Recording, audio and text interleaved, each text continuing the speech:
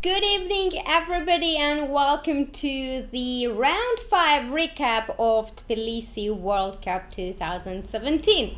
It's me again, International Master Sopiko Guramishvili, here for you on Chess24. Wow, what kind of semi-finals we're going to have. It's going to be very exciting and super amazing because we have 4 very strong players left in the semifinals. But before we get to the semifinals, let's see who is knocked out and who is in the tournament.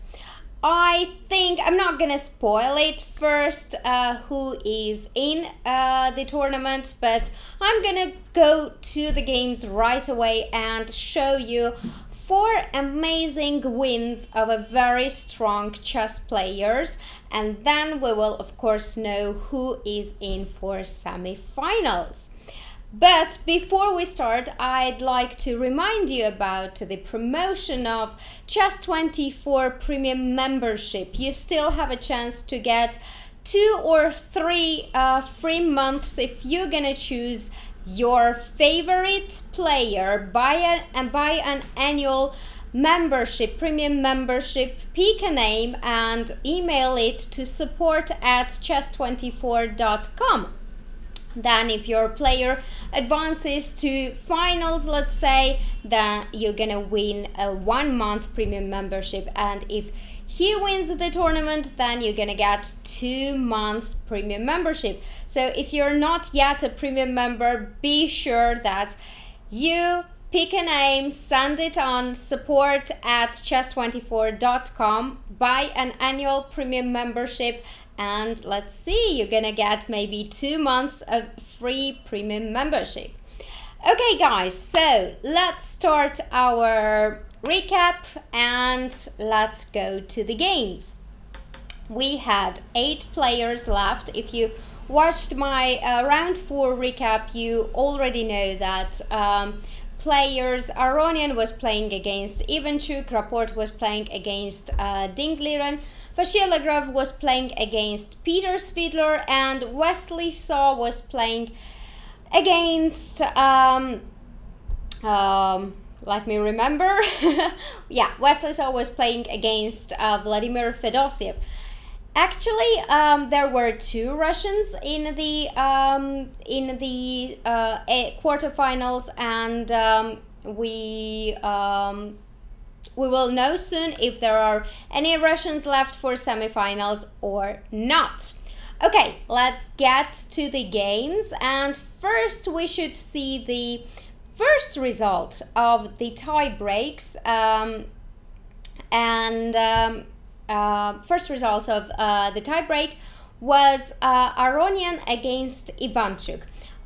If you have any questions, feel free to ask in the chat. I've seen that Pramad is saying that, Sopiko, we've been waiting for your show since yesterday. Thank you very much. I'm very happy that you're waiting for my show. But today in the World Cup there is a free day and I used it as well. So I'm going to recap the round 5 on the free day. And from tomorrow we're gonna have the semi-finals started. Anyway, let's see the games, and there we go. We have the first game, and it is Aronian versus Ivanchuk. Aronian was playing with white pieces, and the game started with c4. Aronian uses to play c4 very often, so I guess that was not a big surprise for Chucky. E6, g3, d5, bishop g2, d takes c4, queen a4 check. And here Ivanchuk chose a quite a rare line, c6. Usually they play knight d7 and with c5 or a6. But anyway, let's get to the game and let's see what happens after c6, queen c4, b5, queen c2, bishop b7. All goes normal so far, but the problem of this variation is that you cannot go c5 comfortably. First you need to develop and then think about c5. Knight f3, knight d7, knight c3 and rook c8. This was played in the game, although it was much better to develop first with knight gf6, and knight d4 is not a threat because there is queen b6, so this bishop is protected. For example, if black played rook c8, then the problem would be knight b5. And I say the problem because after cb5, bishop b7, and this rook is hanging as well. So b4 is not that great. And after b4, I have bishop c8, queen c8, and castle. Though it's very, very complicated because after bc3, queen c3, queen c3, black has two pieces for the rook, but white has many, many pawns and black is still not developed, so this is advantage for black. Though after rook c8, knight db5 is not really correct because after cb5, bishop b7, there is another double attack, rook c7. And we have to go back, which means that after b4 we're losing the piece. That's why after rook c8 it is very possible to play moves like a3 or castle, but the main idea is that we want to take on b6, so black has to do something anyway on the king side. Generally, after knight gf6, knight d4 is a bad move and it's not a threat, so white would not play knight d4 but would go castle instead, and here bishop e7, it would be just normal play, either bishop e7 or a6, it would be just fine for black. But Ivanchuk went for rook c8, which is a little bit dubious, and after castle he went a6. His idea is to go c5 as soon as possible. d4 was played in the game. This is very logical because we want to avoid prevent black from gaining space in the center. And here, surprisingly, Ivanchuk spent 42 minutes. And Levon Aronian said in the comment in the interview that I think by that moment he realized he misplayed the opening because black is not able to play c5. c5 was anyway played in the game because he thought that if I said A, I have to say B as well. And Aronian also said that if he does not play c5, then I play knight e5 and the position is rather unpleasant. What he meant with this is that if, let's say, knight gf6 would have been played, which probably was better than the c5, because Aronian said that c5 was a bit desperate to play, then he meant that he would go knight e5 and knight e5, d takes e5, knight d5, knight e4 is better for white and is very, very unpleasant for black. You don't want to give me knight c5 and c5 square generally, so let's say black goes c5, then the problem is this pin, rook d1, and if queen goes, let's say queen b6, then after a3 or a4, let's say a3, bishop e7, normal development, then at some point white can go knight d6, bishop d6, e d6, and e4, e5 is the problem. Black cannot take queen d6, of course, because of e4, so you don't want to leave this d6 pawn as well, but this is really big advantage for white. All right, after d4, it was played c5, and if we look at the position and we don't know Aronian's next move, we would think that black is doing completely fine because dc5, bishop c5, rook d1 is in black's favor, I would say. After knight gf6, black has all open diagonals, open files for his pieces. After castle and queen b6, it's going to be white who's going to be in trouble, because black has space advantage on the queen side, very good pieces in the center, and simply the initiative. But of course, after c5, dc5 was not the idea. Also, rook d1 was not the idea, because after rook d1, white will lose the piece. After cd4, if knight d4, then simple bishop g2, king g2, and b4 loses the piece because of the pin. And if not cd4 and rook d4, still this is very bad position for white. The point of rook d4 is that if we play b4 here, there is a very nice counter attacking move, which is knight e5. So we have another pin on the d file, and after bishop g2, both pieces are hanging on b7 and on d7 as well. We take first on d7, queen a5. Now everything is hanging, king g2, but we don't care, because after queen e5 we have this very nice queen a4 move, and it's going to be disaster. B takes c3 doesn't work because of rook d5, and generally you cannot do anything against this open check. Queen b5 is not there, no checks on the diagonal, and it is completely winning for white. Okay, let's get back to the game and let's see what happened. So after c5, d5, this was Aronian's point. If the pieces are not developed yet, you have to break the center, open the files, and start grabbing the initiative. Yeah, it sacrifices the pawn, but temporarily, because all black needs is to develop. Let's say ed5, this was played in the game.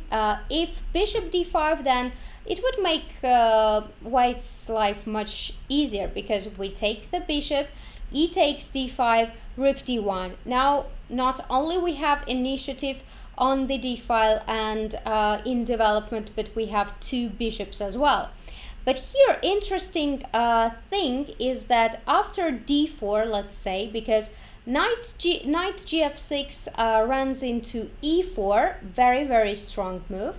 Knight e4 is simply met with rook d5, and if e4, d takes e4, then a very nice knight e5. Black cannot unpin himself. Queen b6 will not work because of knight d7, and queen e4, bishop e7, and rook d7, king d7, then bishop h3 is there, king d8, and anything wins here. Bishop c8, king c8, and queen e7, just a piece up. It needs a precise calculation, but the lines are not difficult, and it's just very easy for players like Aronian to calculate this type of lines. I think he even doesn't need to calculate, because you kind of feel that, yeah, this is good and this is what should be played in this position. Anyway, after bishop d5, knight d5, e d5, and rook d1, there is another move, d4. And the interesting thing when I was analyzing this game is that after bishop f4, sorry, knight gf6, rook ac1, white simply develops and gets the pawn back. It's amazing, because after bishop f4, this diagonal and the big diagonal, h1, a8 diagonal, is controlled, which means that after developing move bishop e7, knight d4 is there, and it gets back the pawn, and of course knight f5 is a huge threat. For example, if castle, then after knight c6 or knight f5, the game is nearly over. But it's simply amazing, because you have to see that after d4, it seems like black is holding his extra pawn, and there is nothing that could go wrong in this position. But after bishop f4, you still need to develop, and white is not in a hurry. Bishop f4, knight f6, rook ac1, and next move is unavoidable. Knight d4 is there. If you go move like rook a8, then knight e5 and it's over. Okay, e d5 was played in the game, and after e d5, knight h4, a very strong move, not rook d1, but knight h4. Now rook d1 would be bad because of d4, and pay attention that these pieces are still there, so d4 comes with tempo, and this bishop on b7 is still alive, so we don't have any tricks which we had in the line we've seen before. That's why not rook d1, but e d5, knight h4, and knight df6. This was a bit strange for me to see why would you develop this knight to df6, but knight gf6 is not as well much better, because after rook d1, let's say queen b6 to give up this pawn, because if you're gonna hold it, then with knight b6, then after bishop g5, bishop e7, and bishop knight f5, the game, black is in a big under pressure, and the game simply does not seem good anymore. So after rook d1, let's say we give up this d5 pawn with queen b6, knight d5, bishop d5, and rook d5. And if we look at the position, we will understand that white is much better. First of all, black needs still to develop and to castle. Second of all, these pawns are not anymore advantage, but it is weakness. So we can simply attack it several times.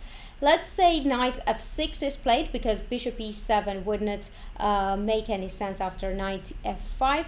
Then we have rook e5, bishop e7, and knight f5. So it's not easy for black to develop and to castle, and it is very hard to play this position. Moves like queen e6 should be made, and after rook d3 we have lots of tempos again with the threat of rook e3, and this position is really better for white. But maybe this was better version of what he had in the game. So after knight h4, knight df6, rook d1, very easy for white to play this position, is very easy because the moves go by itself. We need to attack the d5 pawn, we need to develop, and knight df6 also gives us many opportunities to play moves like bishop g5. G6 was chosen by Ivanchuk, and here, of course, none other than knight d5, and e4 would destroy the position in this line. So knight d5, e4, bishop g7, knight is pinned, cannot move, e d5, knight f6, and I don't know what Ivanchuk missed, maybe he didn't miss anything, but to think in this position 42 minutes about c5 definitely affected him, and also it's not easy to escape from the opening and from such positions. So e d5, knight f6, and here both checks with rook e1 and queen e2, which was played in the game, are good for white. And king f8. The idea is that queen e7 is not possible, because after take and d6, black is losing the piece on b7. So after queen e2, king f8, a4. Look at black's position. Yes, he developed, bishops are on g7 and b7, but the main problem is with the king. The king is in the center, and he needs lots of moves to get this rook into the game. He needs to go king g8, h6, king h7, and then rook e8.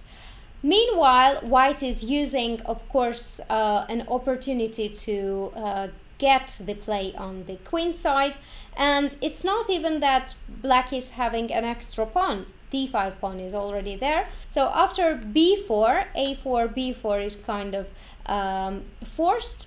Bishop e3 and queen d6 was played. And black cannot get back this pawn because after knight d5 there is both captures are fine. I like personally rook d5, bishop d5 and rook d1. We're getting 2 pieces for the rook and very bad position for black. Black's king is total disaster and it's just very, very bad. Okay, so after bishop e3, queen d6 was played, rook ac1, knight d7, and the game ended in 4 moves. Can you imagine? The game was 24 moves in total, and after knight f3, h6, knight d2, king g8, as I told you, Ivanchuk needed lots of tempos to develop, and meanwhile white was able to get his knight into the game with knight e4, queen f8 and d6. Ivanchuk could not look anymore at this position and he just resigned. It is indeed lost position. You cannot do anything. For example, if you move your king to h7, then you're losing the pawn to c5. And after d6, the defense is over.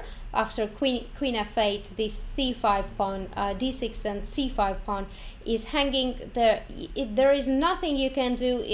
You can just capture this knight on e4, bishop e4, but of course this is total disaster. King h7 is not enough after bishop b7. Anyway, the pawns are lost and the position is completely lost for black. So this was the game, and I want to emphasize on few moments where we have to realize that development is very important, and losing time it can go very wrong for you.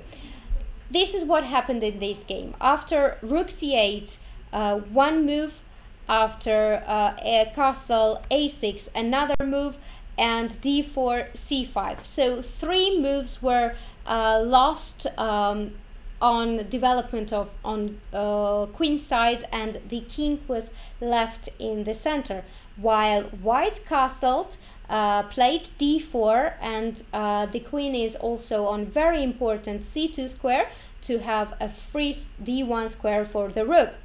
c5 did not work just because of the moves like d5. Not dc, not rook d1, but d5 completely killed black after ed5, knight h4 and knight df6, rook d1. This position was very bad because now we see that all white's pieces are working. The bishop is pinning the d5 pawn, the knight is opening the bishop, bishop g5 is another problem for black, and knight d5 is also a move. If you're interested why after knight d5, why after ed5 there was no b4, let's say if black played b4 here to avoid these lines, then d takes e6, f takes e6 would be horror for black. And otherwise black did not have time to play b4 because after ed5, knight h4, this guy is hanging already. You have to defend, and another one, rook d1, and again b4 is not, because after knight d5, we anyway want to go knight d5 and e4. This is really winning for white. A very one-sided game, and after this game Ivanchuk was not able to play second game, was not able to come back into the match, so he drew the match and Ivanchuk was out from the round 5, and Aronian went into semi-finals.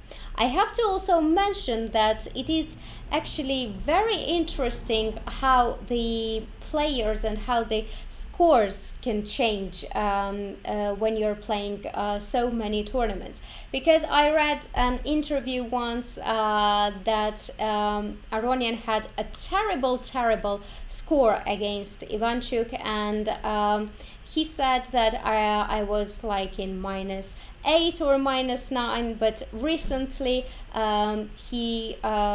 it was like tables turned completely on his side, and he was not before this game he would be maybe in -1 or something like this, which means that recently he was beating Ivanchuk all the time they were facing each other. In chess world, we can use sometimes the terms of clients. So first Aronian was Ivanchuk's client because he was losing all games against him, and now of course the situation changed, and as we see, Aronian has a very successful score against him nowadays. Alright, now let's get back to the other games, because we already know what happened in the first match. In the first classical game there was only one result, and this was Aronian winning against Ivanchuk. So next game was drawn and Aronian was in the semi-finals and Ivanchuk was knocked out. The other three games were drawn, and it would be very important to the second classical game. If one of them would win, then it would mean that they would qualify to semi-finals and they would not have to play tie breaks anymore. Oh, okay. Let's get back to the game of Fedoseev, Vachier-Lagrave, who was playing with white pieces against Fedoseev. But before I start, I'd like to take a look at the chat. If you have some kind of question, you should definitely ask me, and if you have any kind of not even a question but opinion, you should definitely write in chess. Okay, I'd like to ask you actually, who do you think will win the World Cup? And please write your opinion in the chat. Let's see if we think the same way. And in the end of the video, I will reveal who I think will win the tournament. Okay, so let me see if you have any other questions.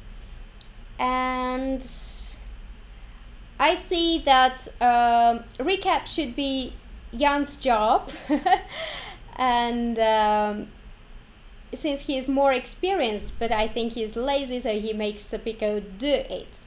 Actually, this was my idea to do the recap of the tournament, as I am in Tbilisi, so I thought that it would make sense if I do the recap, and Jan is of course doing the commentary, but it's in German, and he is of course very experienced in commentary, in recaps, in everything, so he I think will do something in the end as well.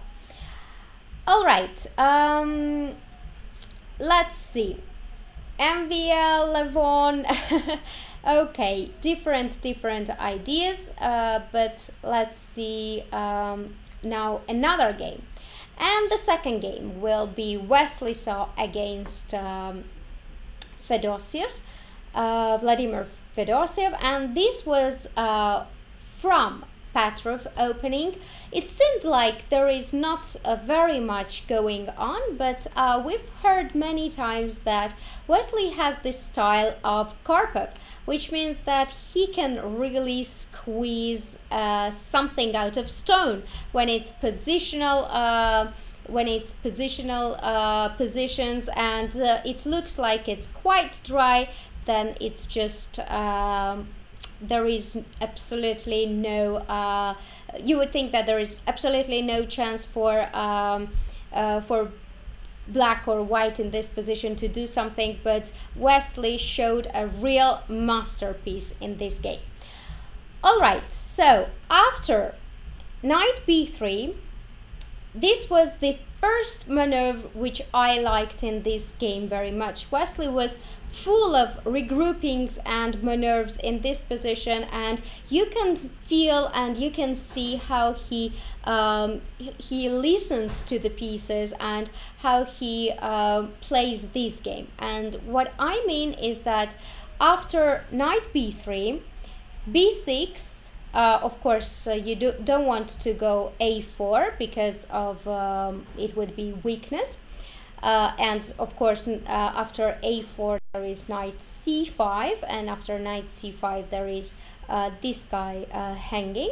So knight b3, b6, knight c1, and after knight c1 there was a little bit strange move for me played, which is f6.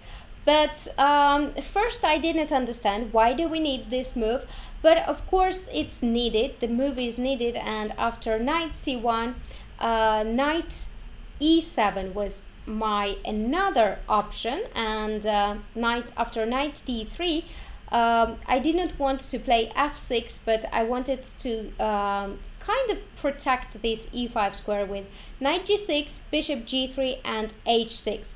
But to be honest, it didn't really work, because after h3, bishop f6 and f4, I think that white still has an advantage, and he has space. First of all, he has the very important e file, and after f4 there is we emphasize on the pieces. They are not standing really good on g6 and f6, and if you don't have the e file, then it's very difficult for black to do something. Slowly but surely, I think white will get some advantages on this side, some on another side, and under a huge pressure it might be like opponent can collapse just like this. Okay, so after knight c1, f6 was played, a4 to stop and fix the pawn structure, knight e7, knight d3. The idea is that you cannot take, well, not cannot actually, you can take on a4, but then you have to allow bishop c7, queen e7, rook f7, queen e2, queen d7 and g3.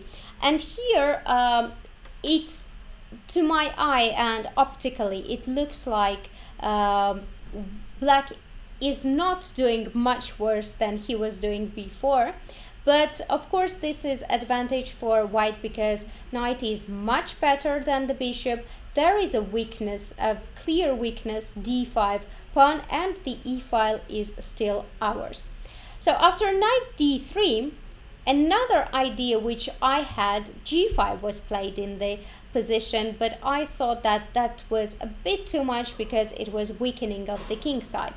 But once again, I would repeat myself that when there is so much pressure, it looks like, yeah, it's nothing, the position is quite dry, but it's not like this, because black has problem of regrouping. If there was no pieces, then it would be okay for black. But there are queens on the board and the rooks, so it is much more difficult for black to do something. The e file is the key in this game, and that's why probably Fedoseev was fed up and played g5, bishop c1 and knight g6. Although my idea here was to play rook f7, if we're passive, let's be passive, b3 and knight g6, bishop g3 and rook e7. I wanted to get rid of the rooks, get rid of the queens, and then passive defense is very much okay in the position. Let's say queen d2 or queen d1, doesn't matter, rook e1, queen e1, and we can even play queen e7 or bishop e7 and bishop d6. I think that black is doing totally fine. King f7 will come, queen e6, and we will trade the pieces, and there wouldn't be any weaknesses in our position. That's why I think that rook f7 was the moment to play and was the move to equalize, because we have a very forced plan which white cannot avoid. b3, just because queen a4 is another threat. Now that e7 knight is not hanging anymore, we have to play b3, and after knight g6 we don't want to give up this bishop anyway, and after bishop g3, rook e7. I think after this moment, when knight d3 and g5 was played, there was no more chance to completely equalize the game, and Wesley played a brilliant maneuvering game, and he showed how he can slowly but surely suffocate the opponent. Knight d3, g5, bishop c1, knight g6, and b3. Bishop e7 was played. Instead, if you play now rook f7 with the same idea of rook e7, then white has time to go back and play rook f1, rook e7, and queen d1. If you put engines here, it would definitely choose white, but probably it is not that bad for black as well, because now he has the a file, and yes, we have the weakness on the king side.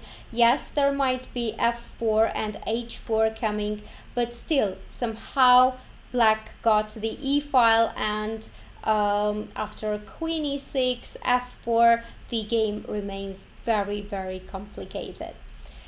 b3, bishop e7 was played, and here a very strong, powerful move. It doesn't mean that dry positions does not have any sacrifices or something like this. Anyway, the position is not dry. I don't know why I'm talking about it all the time, but I want to emphasize on how the pieces are standing very good on the board, all white pieces. This battery on e file is very important, as I mentioned before. The knight is on d3 perfect, because sometimes we want to go f4, and this bishop also is much better on c1 rather than other squares like d2, because now everything is open for the pieces, and sometimes if bishop is not on a3 f8 diagonal, we can drop bishop a3 as well. Most important thing is that after bishop e7, white has an opportunity to sacrifice the pawn and damage black's pawn structure. Just because the bishop is on e7, and if there is no knight on g6, this one would be hanging, Wesley played a very strong, powerful h4. Knight h4 obviously loses because of queen e7. h6 would not be good because of h5, and once again the knight has to go, and black is losing the piece. And let's say rook f7, then not hg fg but h5 anyway, knight f8, and another break on the king side, f4, h6, f takes g5, h takes g5, and queen f3. Black's position is total disaster. Knight on f8, not doing anything. All pieces are standing like this. There is no space, no open files, nothing for black pieces, and it is white who has f file. After g4, the structure would be fixed on the king side, and much better pieces for white rather than black. Okay, so after h4, g takes h4, knight f4. This was the idea of Wesley, to sacrifice the pawn on h file, because now if you take knight f4, I'm gonna take on e7, queen g4, because queen e7, rook e7 is very bad for black. After knight g6, rook c7, and this is probably winning for white already. So after queen e7, queen g4, attack on the g file, bishop f4, queen f4, and queen d7. Very important to take a control of h3 moves, and also queen d7 frees the 7th rank, so we want rook e7 afterwards. And queen d6, we of course would not change it, but instead play the check and take the pawn on h4 with a big advantage for white, because black has much more weaknesses than white, and these two pawns are super weak. Knight f4, rook f7 was played, queen e6. Also, it was possible instead of queen e6 to play move like queen h5, which would lead to a drastic trade. Knight f4, bishop f4, h3, g3, because if we take with the queen, we don't want to take with the pawn because of rook g7, but still this one would be not that great for us, because then black would have much more chances to defend this position rather than what happened in the game. Bishop d8, and still passive, but still possible for black to hold it.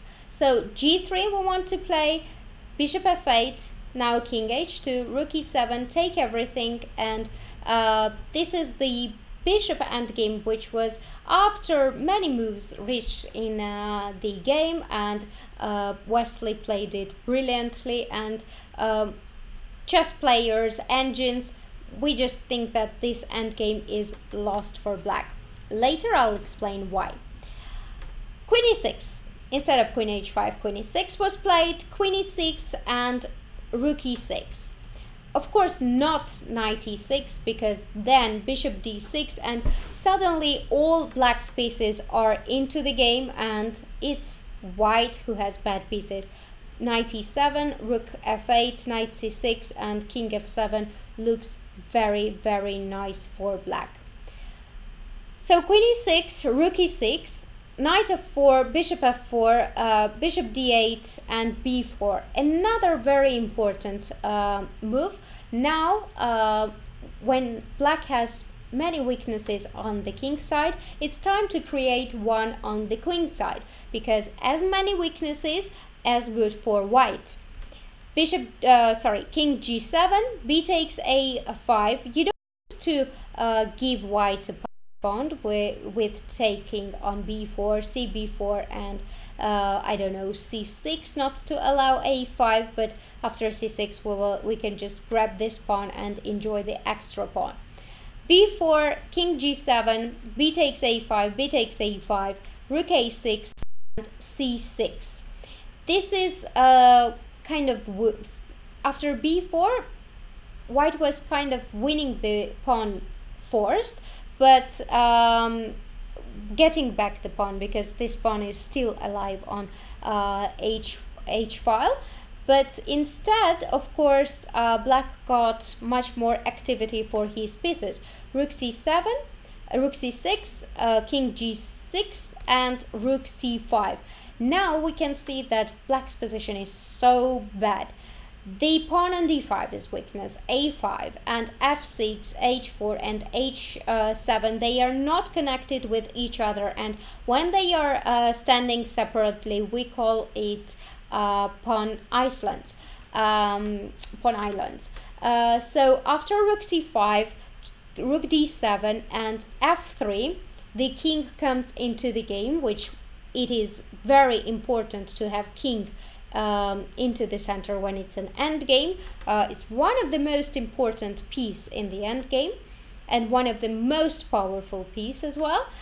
King f5, bishop d2, king e6, rook c6, king f5. This phase we can skip very, very fast, because Wesley did play it brilliantly, but so far black is standing in a passive defense, and Wesley needed the way to find the exact plan how to convert this advantage into a full point. King g5 to protect the h4 pawn, rook c5, and f5. If not f5, then c4 is the problem. So black also didn't want to go king g6 because then it would drop the h4 pawn. So f5 is kind of forced. King h2, king h5, bishop f2, rook d6. So far black is standing, white is improving his pieces. Bishop e3, bishop b6, rook b5, bishop d8, and bishop f4. Rook d7, bishop e5. Now there are not many options for black. Bishop on e5 is perfect. So we see how Wesley improved his pieces by cutting all black's options to stand with rook d6 or bishop b6, king g5. There is only one piece left, king, who can go back and forth. Rook c5, f4. If after king g5, king h5 would be played, white would slowly play king h3 and king g5, rook c6.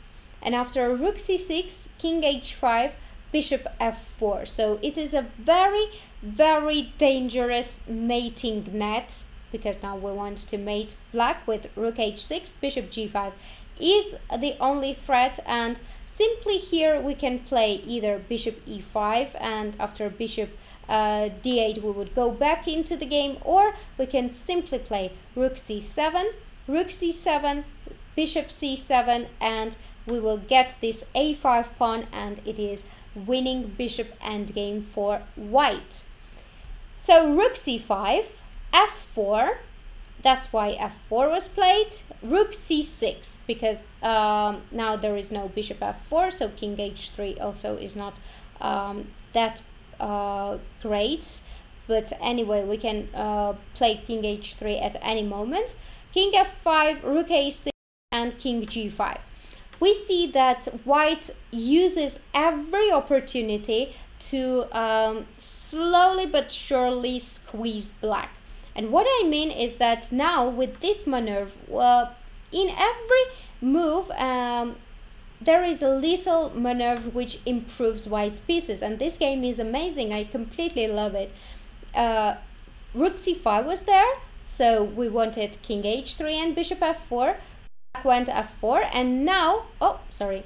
And now, rook is not much more powerful on c5. But it cuts the king from the 6th rank. Now there is no f4, no h4 square for the king. If it goes on f5, e4 and g4 square are also occupied. So no 6th rank for black king. King f5, rook a6, king g5, king h3. King f5, rook c6, king g5, rook e6. This was a little bit of going here and there. Bishop e7, if king f5, probably Wesley would go back, but bishop e7 was played. Rook c6 and bishop d8, bishop d6. Now the bishop goes to another diagonal, because bishop did its job on e5. King f5, king h2, rook g7, bishop e5, king rook d7, rook d6. This is important. Till this moment, Wesley could not decide to trade these rooks or not. And actually, after rook d6 and bishop d6, this endgame is probably lost for black, or near to lost, because it is very, very difficult to defend so many weaknesses in the position.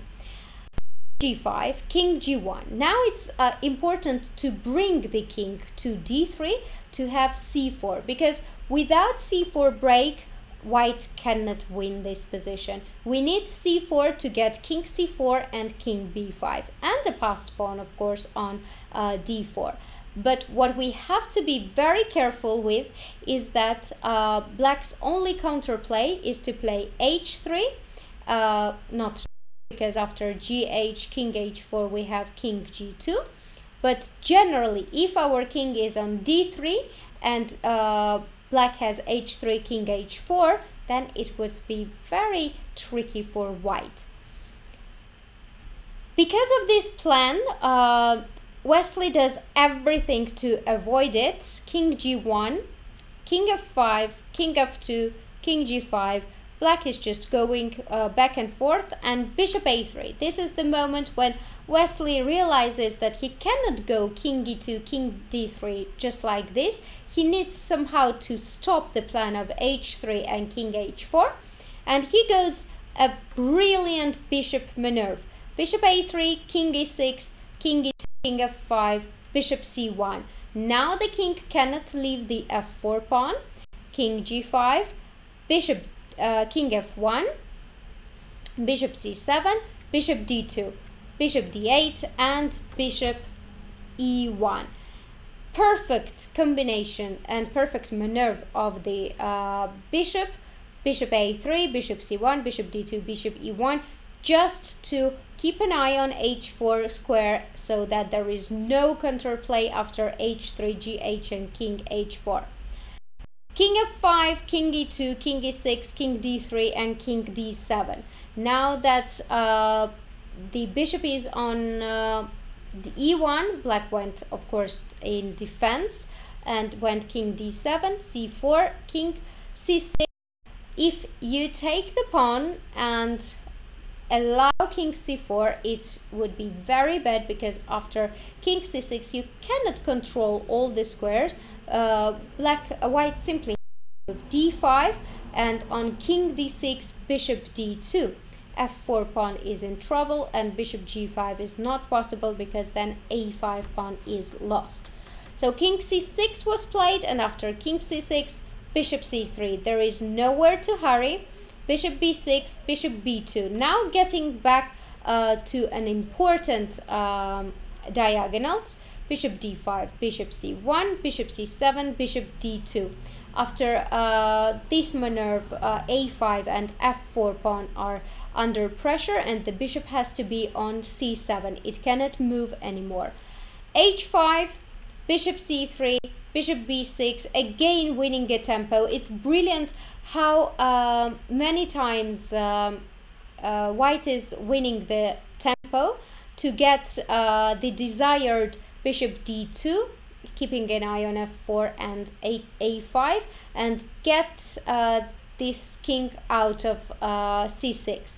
Bishop a3, bishop d8, bishop f8, bishop g5.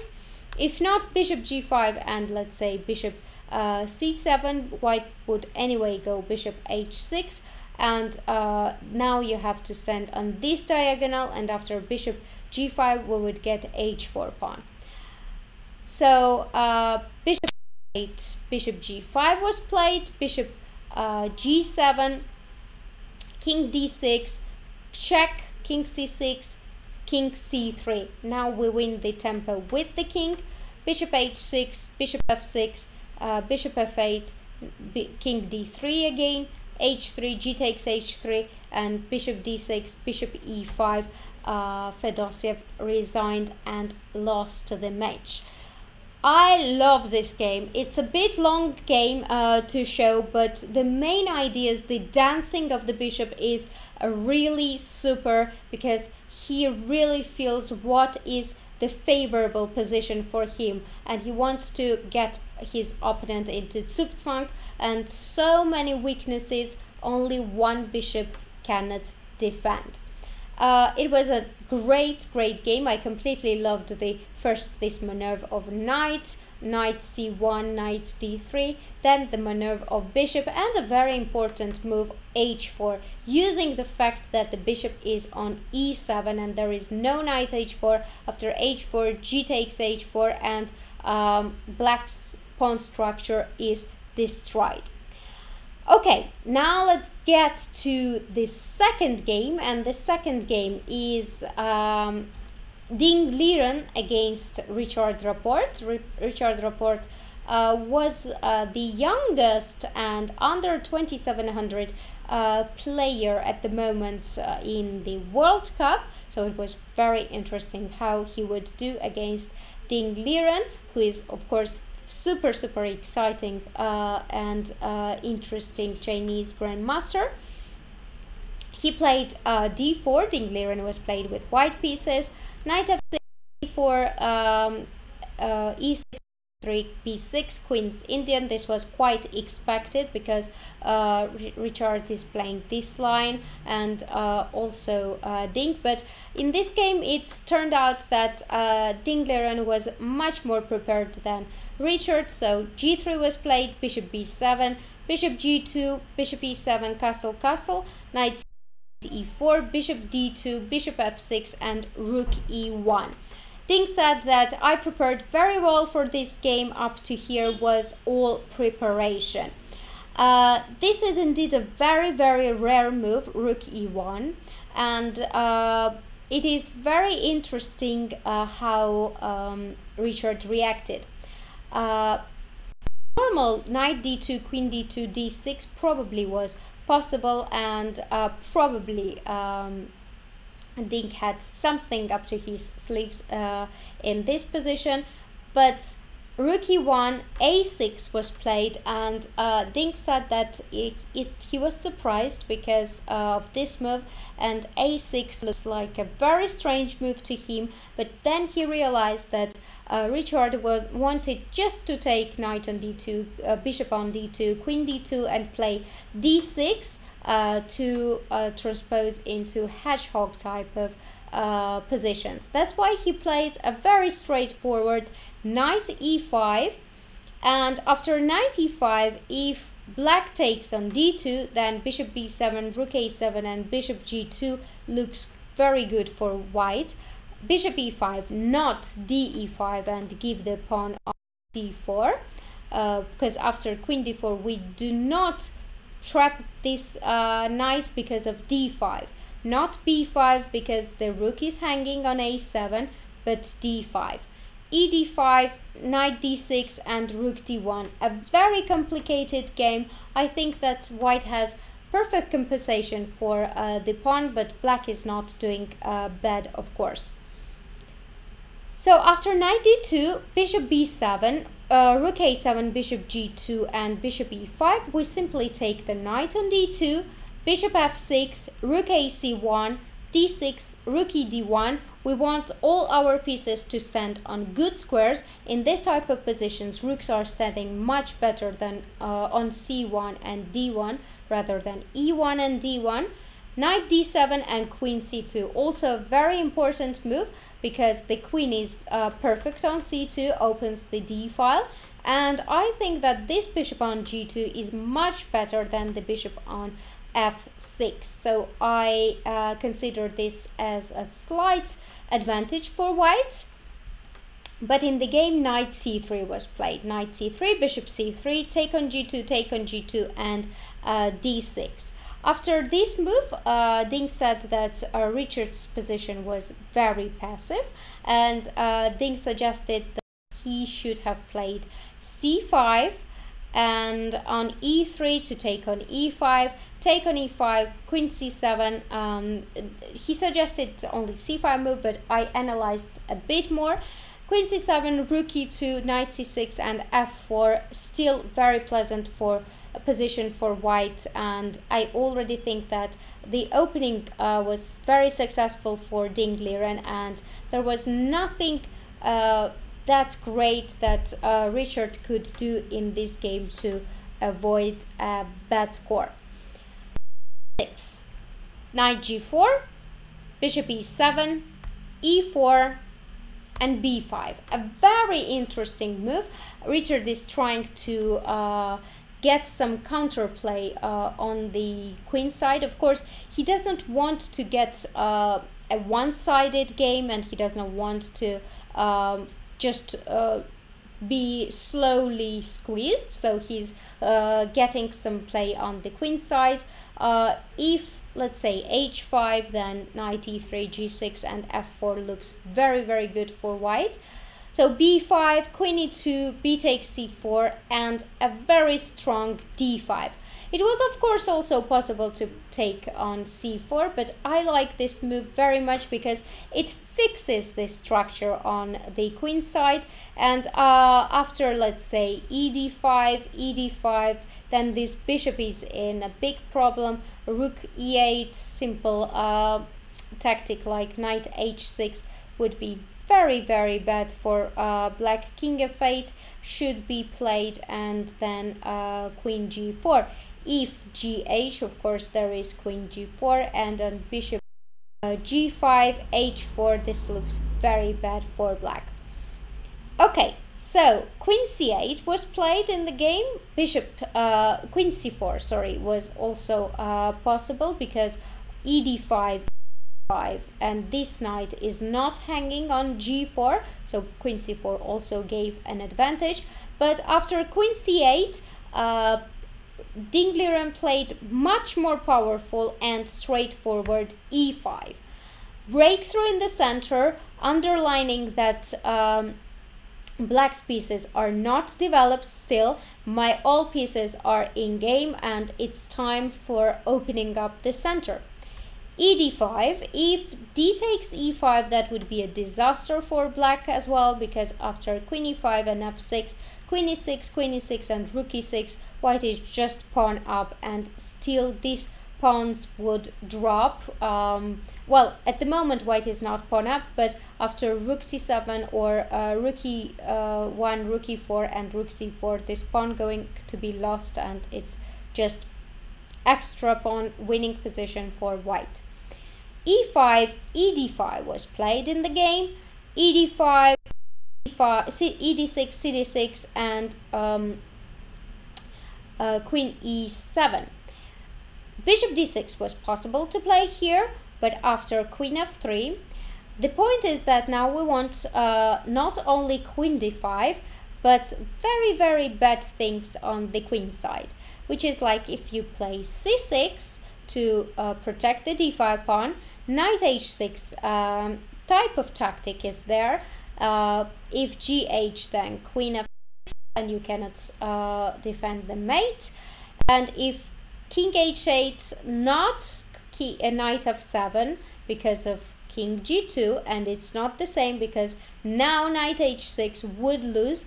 G takes h6, and there is no more queen f6, then no queen g4 because queen is on c8. But after queen h8, a very, very beautiful queen f6, g takes f6, bishop takes f6 is the mate, but only defense after queen f6 is queen g4, though this queen g4 will be met with knight g4, g f6, bishop takes f6, king g8, and knight h6 back with mate. Unbelievably beautiful king h8, queen f6. But in the game, e takes d6, c takes d6, queen e7, d4 happened. This was very strong move, because if queen g4, then after f3, a very important move. The idea is that we want to play queen e7, but if we play it right now, then after e7, f3 would not work that much, because after queen f5, g4, there is queen c2 check. So first we go f3, queen f5, g4, and on queen c2 we have rook e2, queen g6, and now queen b7. And it turns out that black is either losing the piece or the rook, because the piece cannot go anywhere. Well, if you go here, then white just grabs it. So it was important to play d4, queen e4, bishop d4 as well possible, very good advantage for white. But now maybe bishop queen g4 would be played, and there is no more queen b7, queen d6, and white has of course very big advantage. But queen e4 is much stronger. D takes c3 would not work because of queen a8, and here if c takes b2, rook a b1 and queen g4. Then after rook b, white has just an exchange.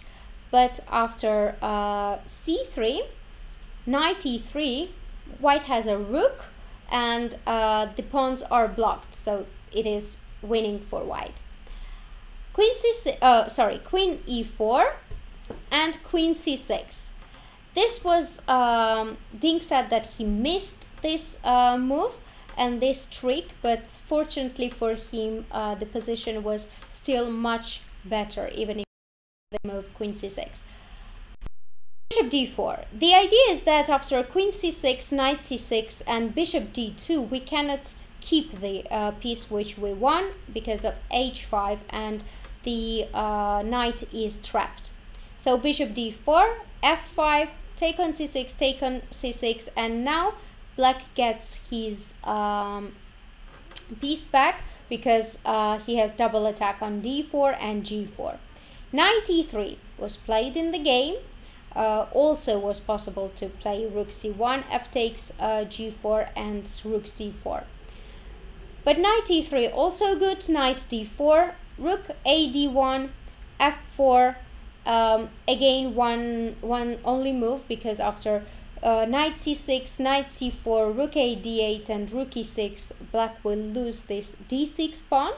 So after rook a d1, f4, rook d4, f takes e3, rook takes e3, we entered the endgame, two rook endgame with equal pawns, but these pawns would be lost very soon and it is winning endgame for white. Let's just see how he converted this advantage into a full point, because it was very nice what he did. After rook a b8, he played rook e2 not to give any counterplay, c3, b takes c3 and rook b6. This is how he decided, black decided to defend, and if you give a chance to activate the pieces, then black might hold. But this b4 does not give black any chance to activate his pieces, because after rook b4 and this rook endgame is lost for black. And if you try to keep the rooks, then after rook c6, rook b7 is there, rook f7, rook e8, rook f8 and rook e7, white is winning on the 7th rank. So rook b4, rook b4, rook b4, rook b4 and cb4, rook b8, rook b2, and king comes to the game. d5, king d3, king d6, a4 and rook b7. Why this rook endgame is winning is because the rook is not on b7 and b2, but let's say if we swap this and the black rook would be on b2 and white rook on b7, then it would be completely different scenario. But black is behind, white is behind the passed pawn and the king will be centralized. So black is very passive and slowly but surely white will win it. f4, h5, b5, take, king c5 and rook c2. This is the trick. If king d6, then rook c6, king d7, rook c5, and the d5 pawn is lost, and then these two pawns are weak as well. So king b5 was played and not king d4, not rook b2 and king c6, rook b7 was chosen in the game, but still it is completely winning for white anyway. And king d4 was chosen, which is also very winning, rook f7 and king d5. It is winning because the king is cut from the c file and there is an extra pawn on the king side. King is already on d5 and king e6, f5, everything is coming. So Richard Rapport resigned in this position and he was out of the tournament.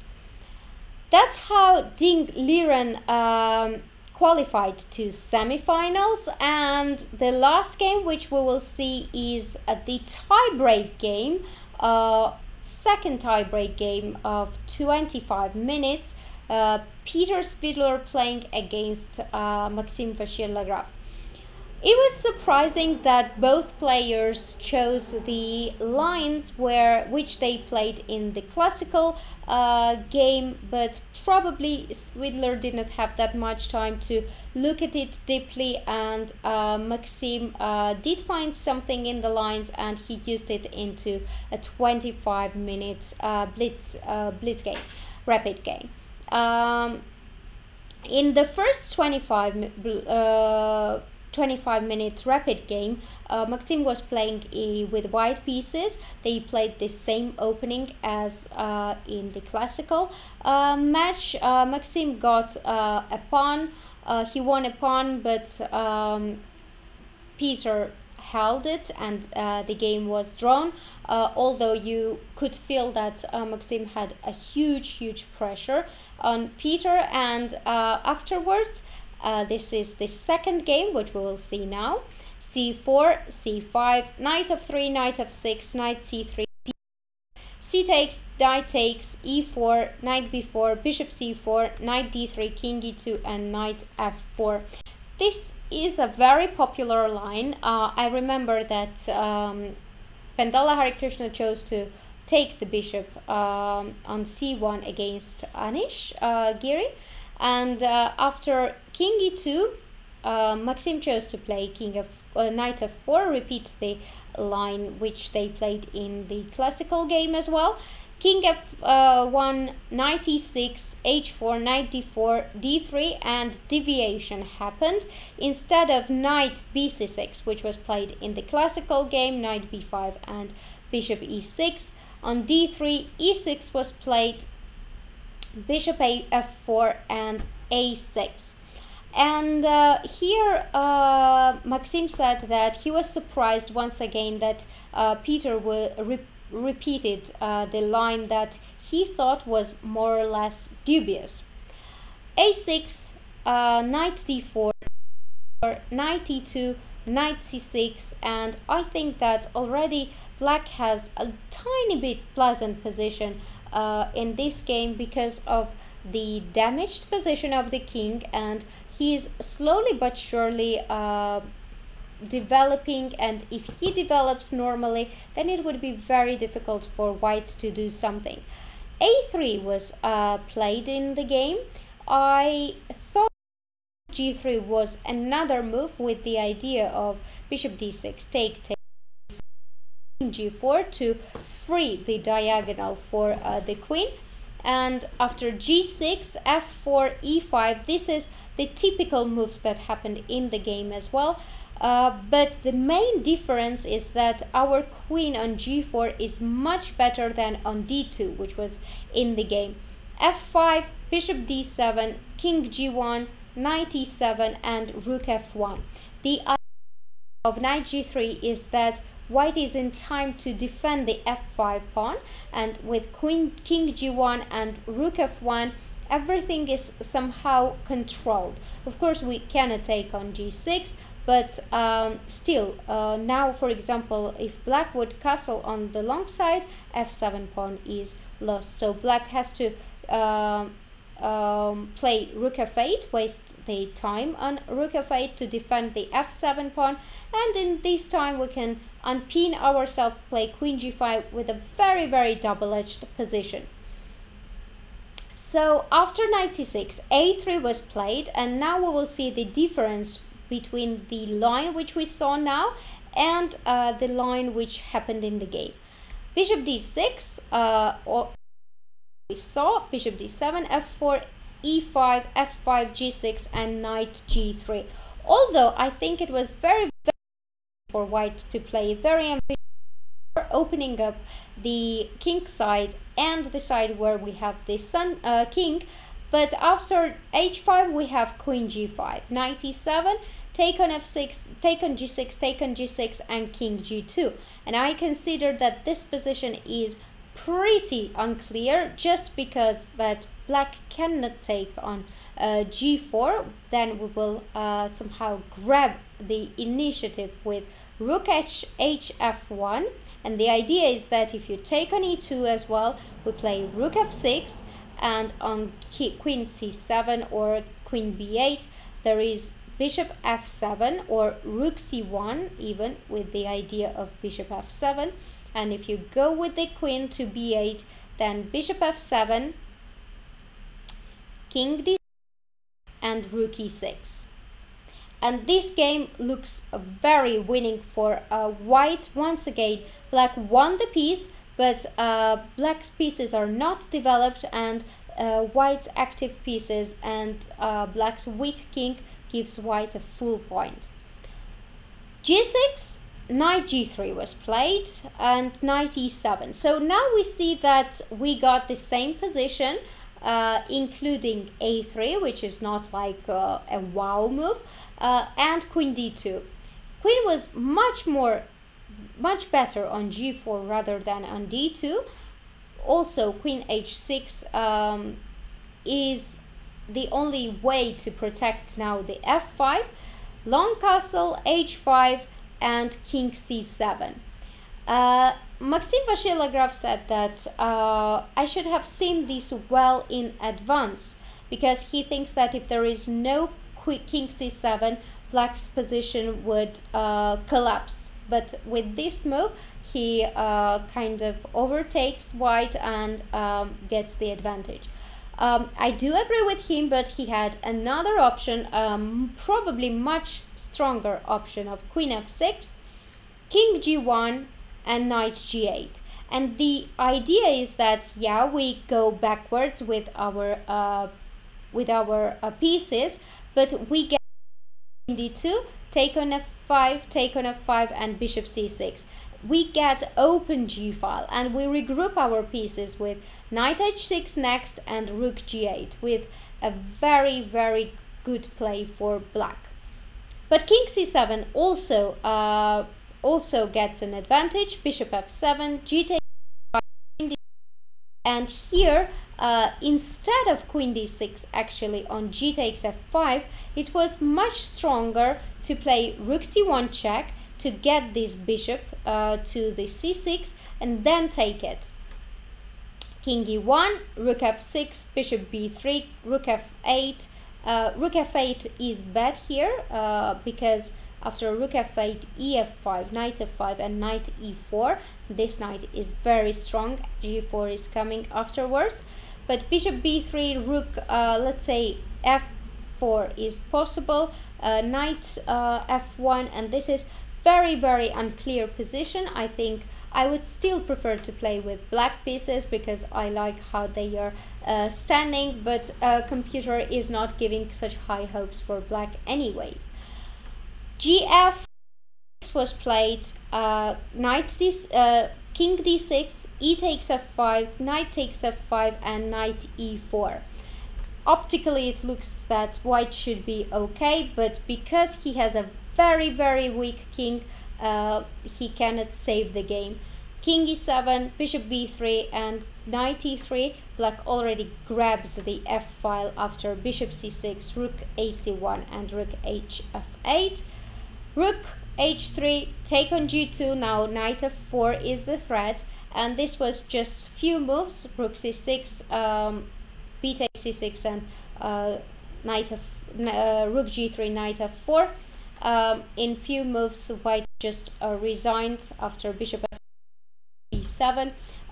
Peter Svidler resigned, and he's out of the tournament as well. So Maxim Vachier-Lagrave qualified to semi-finals, and he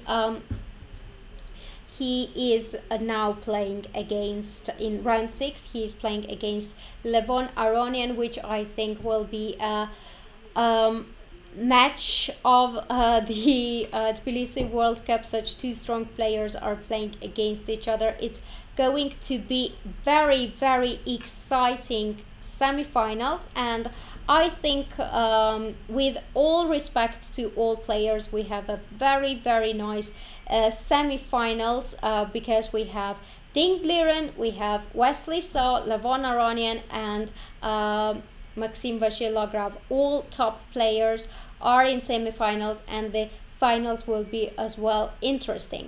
So my prediction is that Levon will, if Levon wins the semifinals, he will win the final as well.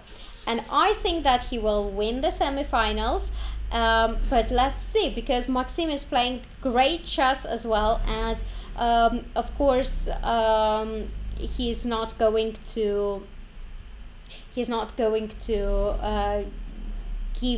give him any gifts. Although there was an interview of Levon Aronian when Maxim was playing against Peter Svidler. They asked him, which one do you prefer? Which one do you want? Which one are you supporting, Peter Svidler or Maxim Vachier-Lagrave? And he said that he hates them both. Of course, it was as a joke.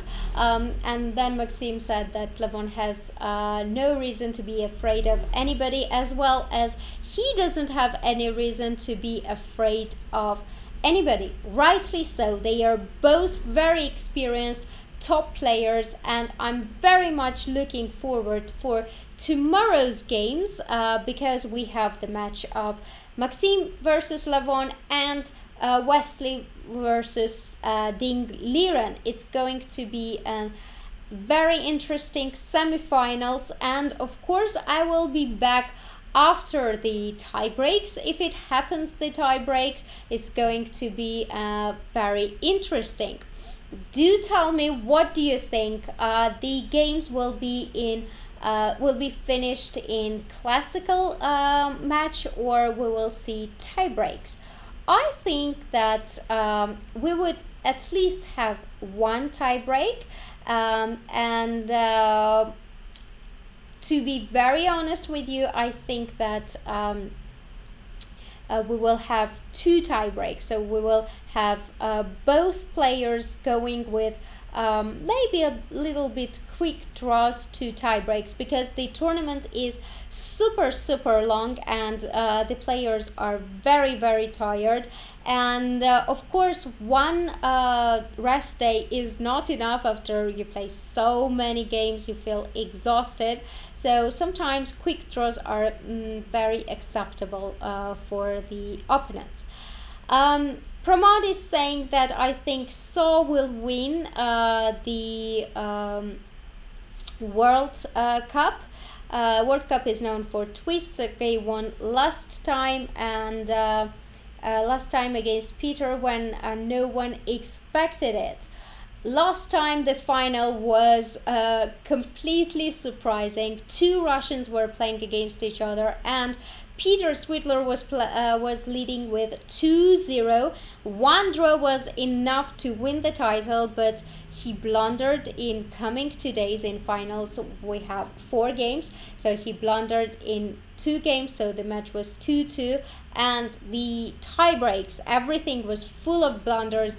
Everybody was shocked, everybody was very excited, and probably that's the funniest, in a weird way, funniest World Cup I've ever followed.